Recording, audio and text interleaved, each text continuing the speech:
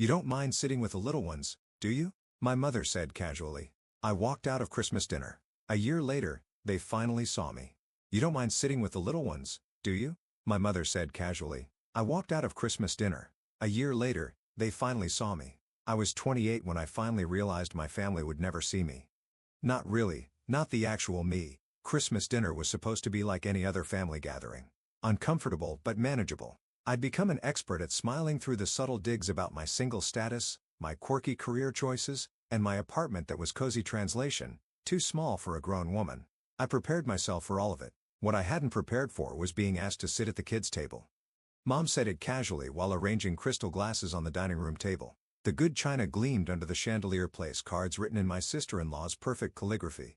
None with my name. Alice, honey, you don't mind sitting with the little ones, do you? We're short on space at the adult table with Logan's new in-laws joining.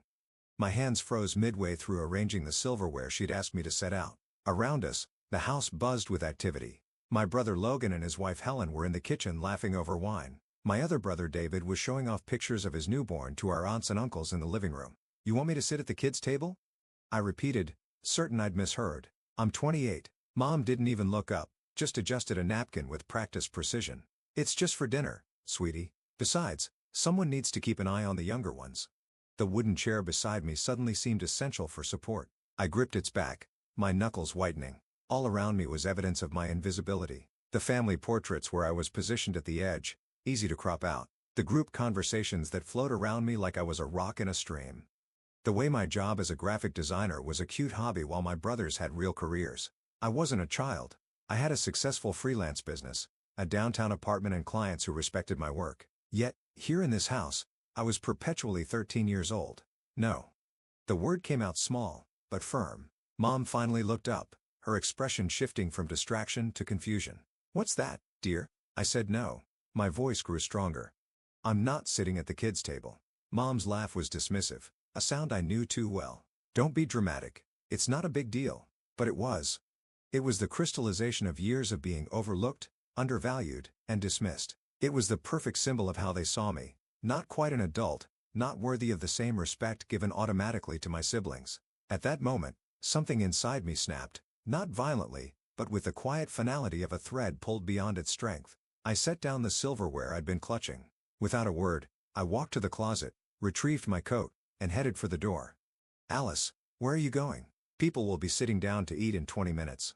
I didn't answer. The crisp December air hit my face as I stepped outside, a shock that seemed to wake me from a long sleep. Behind me, I heard my mother's voice rising in confusion, then irritation. I got into my car, turned the key, and drove away from the house I'd grown up in feeling strangely calm. My phone started buzzing within minutes. Text messages from Mom, then Dad, then my brothers, not asking if I was okay, asking when I was coming back, reminding me of my responsibilities, questioning my maturity. At a red light, I opened the family group chat and typed a message I'd been holding back for years. I won't be treated like a child anymore.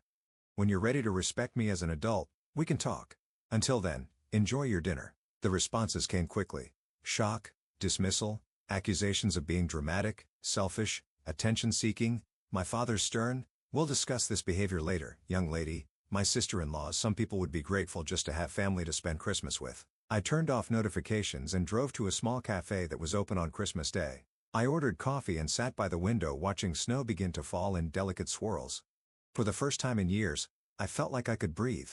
My apartment welcomed me with blessed silence. No probing questions about my dating life, no comparisons to more successful cousins, no reminders that my biological clock was ticking. I kicked off my heels, hung up the green dress I'd carefully chosen for family approval, and changed into sweatpants and a faded college t-shirt. The Christmas tree in the corner of my living room was small but perfect, decorated with ornaments I'd chosen, not the color-coordinated perfection my mother insisted upon. My phone had been silent for an hour when it lit up with a call from Mom. I let it ring 4 times before answering. "I don't know what kind of stunt you think you're pulling, but you've ruined Christmas dinner. Your aunts are asking where you are, and we had to rearrange the entire seating." "No. Are you okay?" No acknowledgement of why I might have left, just concern for appearances and inconvenience. "I'm not coming back," I said, surprising myself with how steady my voice sounded. "Don't be ridiculous. Of course, you're coming back. Put on your big girl pants and get over whatever this tantrum is about." Big girl pants. The irony wasn't lost on me. "Mom, You asked me, a 28-year-old woman with my own business, to sit at the kids' table while everyone else my age got a place at the adults' table. It was a matter of space, Alice. Why are you making this into such a huge issue? Because it's not just about today.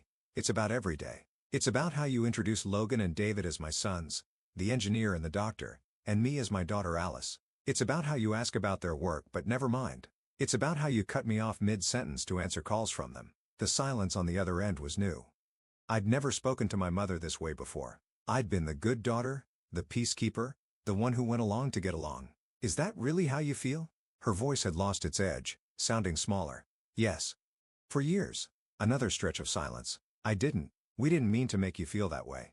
It wasn't an apology, but it was more acknowledgement than I'd ever received. I know, but you did, and I can't pretend anymore that it doesn't hurt. After we hung up, I sat on my couch looking at the lights of my Christmas tree, feeling both hollowed out and somehow fuller than before. The following weeks were a strange new territory. My mother called daily, at first awkward conversations that skirted around the edges of deeper issues. My father sent a gruff text that was as close to an apology as he was capable of. Never meant to make you feel less important. Proud of you too. My brother's reactions split predictably. Logan, always our parents' pride, was defensive and dismissive. David called me late one night after his baby was asleep. I never realized, he said quietly, but looking back, I can see it. I'm sorry I didn't notice sooner. Those words were a balm I hadn't known I needed. January brought a dinner invitation from my parents. Not a family gathering, just me. I accepted with caution, preparing myself for either genuine change or disappointment. Mom opened the door when I arrived, looking somehow older than she had at Christmas. She hugged me, a real hug, not the quick perfunctory one I was used to. I've been doing some thinking, she said as we sat in the living room, the space between us filled with unspoken words and some remembering. She told me about her own childhood as the only daughter among 4 sons, how she'd fought for recognition, how somewhere along the way she'd internalized the idea that women needed to marry well to matter. I think I've been harder on you because I see myself in you, she admitted. Independent, stubborn, a small smile, talented. It wasn't a perfect conversation. Old patterns emerged, were recognized, recalibrated, but it was a start. When dinner was served, I noticed something that made my throat tighten. My mother had set the table with my grandmother's china, the set typically reserved for the most important guests. My important guests, my parents made efforts, sometimes awkward, but sincere, to show interest in my work. Mom asked for my help redesigning her garden club's newsletter, a small gesture that acknowledged my professional skills. Not everything changed over professional skills. Not everything changed overnight. At a family birthday celebration in March, my aunt asked when I was going to settle down with a nice man and start a real life. Before I could respond, my mother surprised me. Alice has a real life, Helen, a successful one. Not everyone's path looks the same. The shock on my aunt's face mirrored what I felt inside. The most profound changes were within me. I began to recognize how I'd participated in my own diminishment, how I'd made myself smaller to fit their expectations. In my business, I started charging what I was worth rather than what I thought clients would pay without complaint. I spoke up in family gatherings instead of letting conversations wash over me. Some days were harder than others. Old habits of people-pleasing didn't disappear overnight, but I'd crossed an invisible line at that Christmas dinner and there was no going back. When the Christmas dinner invitation came, I accepted with clear eyes. This time when I arrived, there was a place card with my name at the main table written in my sister-in-law's perfect calligraphy. Mom caught me looking at it and touched my arm gently. "We saved you a seat," she said. "We always will from now on." It wasn't everything, but it was a beginning.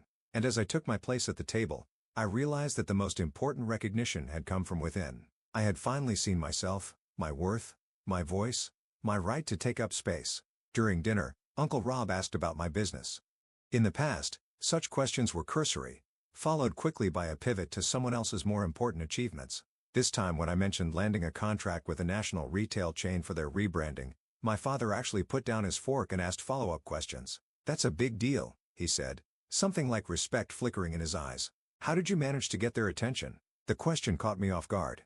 I'd prepared my usual abbreviated answers, the ones that wouldn't bore them or take up too much family time. Instead, I found myself explaining my marketing strategy, the portfolio I'd put together, the presentation that had won them over. My mother leaned forward, actually listening. "You did all that yourself without a team?" I nodded, feeling a strange mix of pride and lingering sadness that this was somehow surprising to her. "That's impressive, Alice," she said, the words sounding impractical but sincere. Across the table, I caught Logan studying me with an expression I couldn't quite read.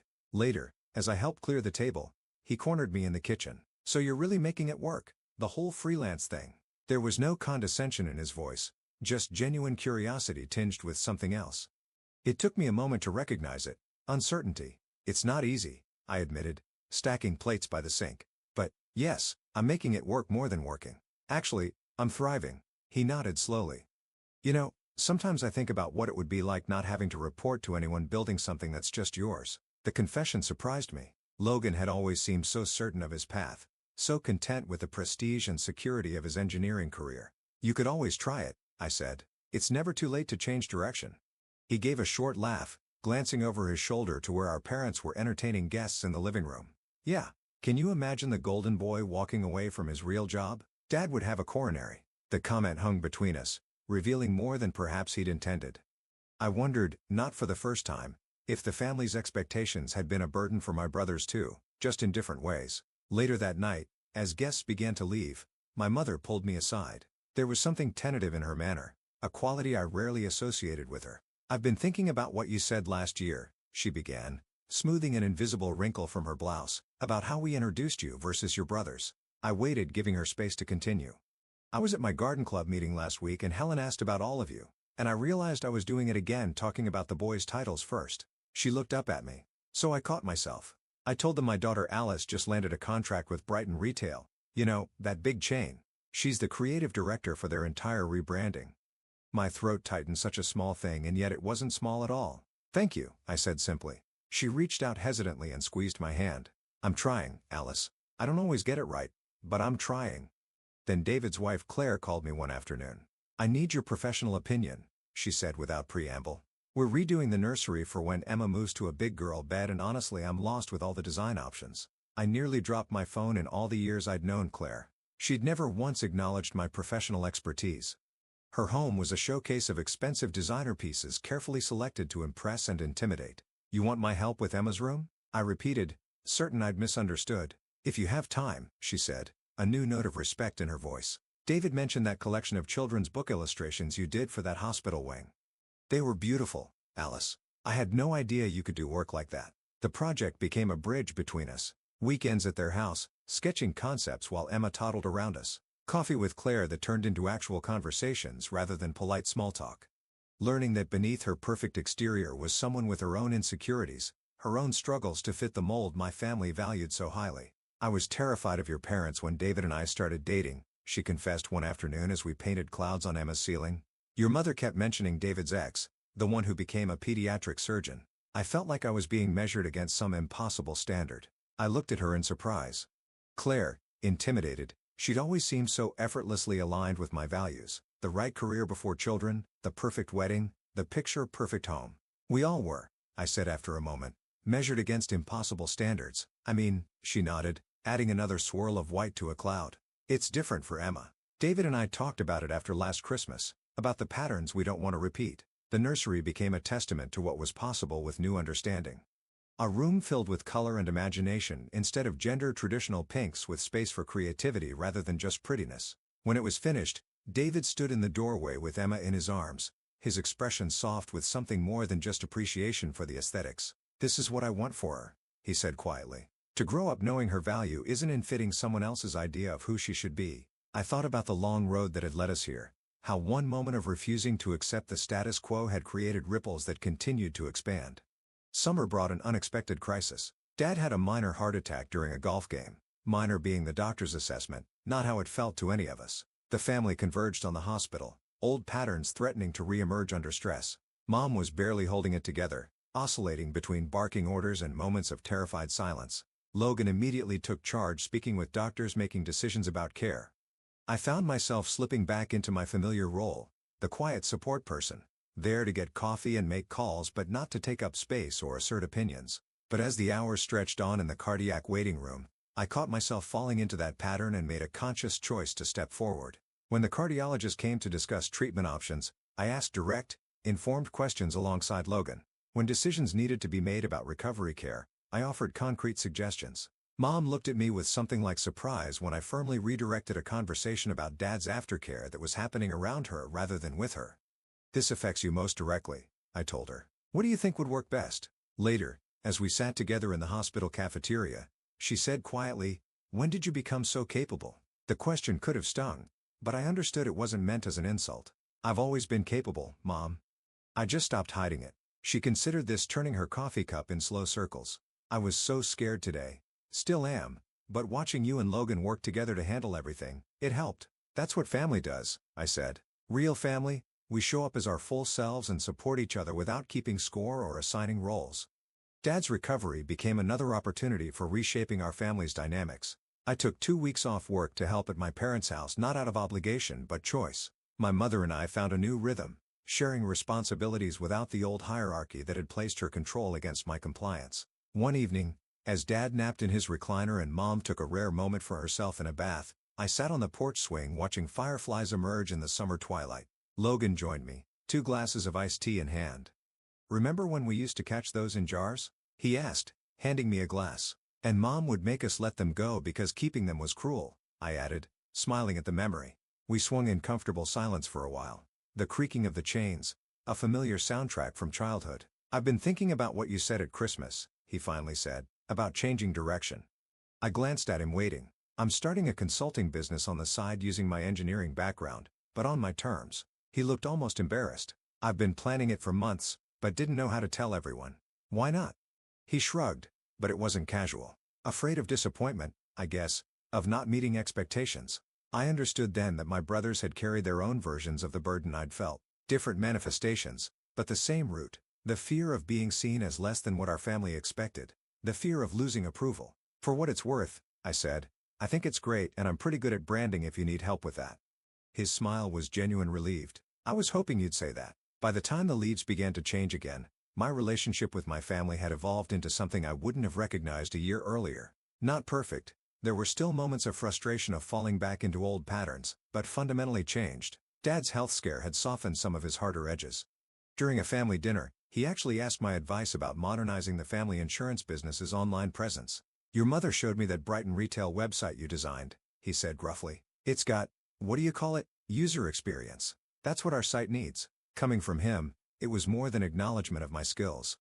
It was an admission that I had expertise he valued, that I could contribute in ways he respected. The project became an unexpected space for connection.